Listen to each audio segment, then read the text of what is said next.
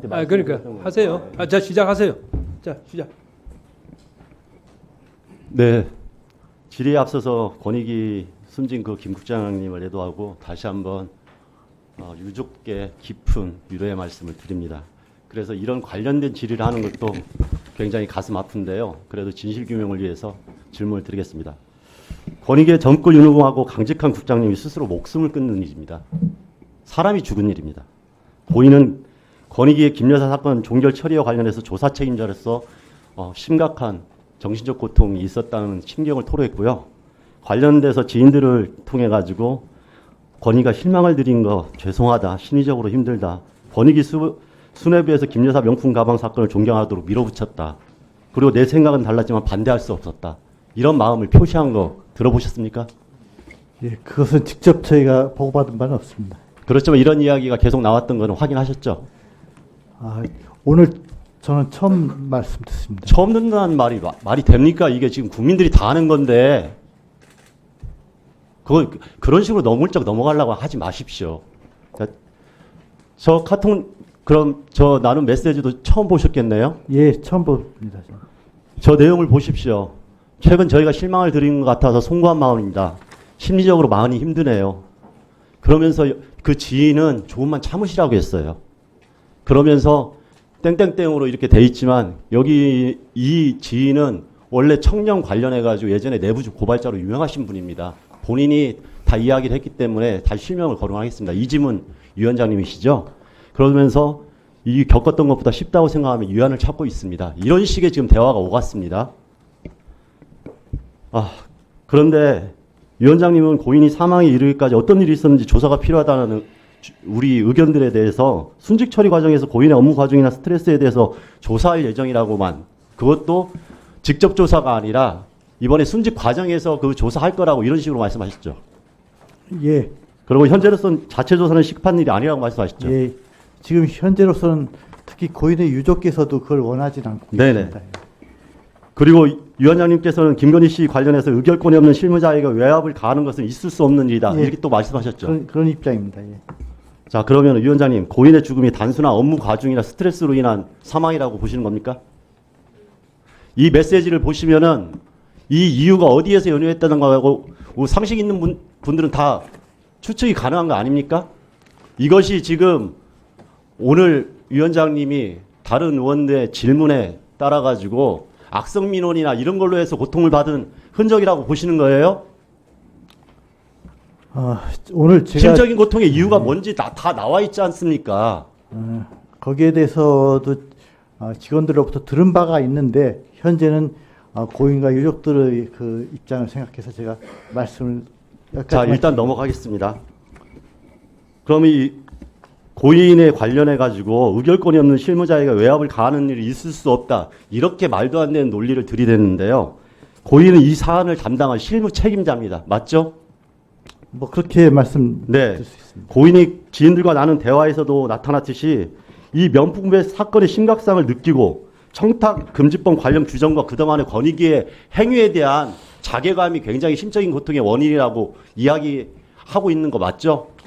제가 본 보도에 얼핏 저런 내용이 있었는데 그것은 아마 헬기 사건 직후에 저런 대화가 헬기 사건까지 포함한 일련의 과정이라고 네, 보시는 게 합리적인 추론입니다. 네네, 그건 부정하지 않겠습니다. 네, 그럼에도 불구하고 수뇌부는 정당한 의견을 무시하고 직무 연관성이 없고 처벌 규정도 없다고 하면서 종결 처리한 게 마지막 결론이었습니다. 그리고 이런 말도 안 되는 과정이 지속됐기 때문에 고의적인 심리적인 압박과 심적 고통이 극에 달했다고 하는 게 대부분 국민들의 판단이고요. 이것이 상식적인 판단이라고 저희들이 주장을 하는 겁니다. 그런데 이런 관련된 내용에 대해서 사실조사나 진실규명이 필요 없다는 게 지금 위원장님 말씀인데 이게 타당하다고 다시 주장하시는 겁니까? 지금 현 시점에서를 말씀드리는 것이고 지금 순직 처리라든가 그 관계 부처의 조사가 끝나면은 네, 순직 처리 과정에서 지금 조사가 진행될 거라 이렇게 지금 말씀하시는 거죠? 그렇습니다. 예. 그래, 한 번 더 들어가 보겠습니다. 유족분 몇 번이나 만났습니까? 저는 장례 치르는 과정에서 몇 번 뵙고요. 그리고 그 후에 지금 운영지원과장님이 계속해서 만나서 그분들의 필요한 사항 같은 네네. 것을 네. 예, 했습니다. 그 유족의 요청 사항은 크게 진상규명과 명예회복 그리고 순직 인정을 통한 가족의 돌봄이었죠. 그렇습니다. 예. 네. 그런데 지금 순직 인정 과정에 대해서 이야기하면서 진상규명과 명예훼손 관련한 조사는 직접적으로 하고 있지 않다는 얘기잖아요. 예, 예. 지금 시점에서 제가 그거 그렇습니다. 물어보겠습니다. 실제로 공무원 재보상법에서 순직 인정 근거가 어떻게 되시는지 아십니까?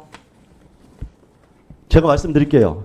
순직을 인정하기 위해서는 직무와 사망 간에 상당한 인과관계가 있어야 된다고 보고 있습니다. 예, 예. 그런데 지금 위원장님이나 권익위에서 이야기하는 단순한 업무 스트레스나 업무 과중은 인과관계에서 굉장히 멀어진 이야기예요.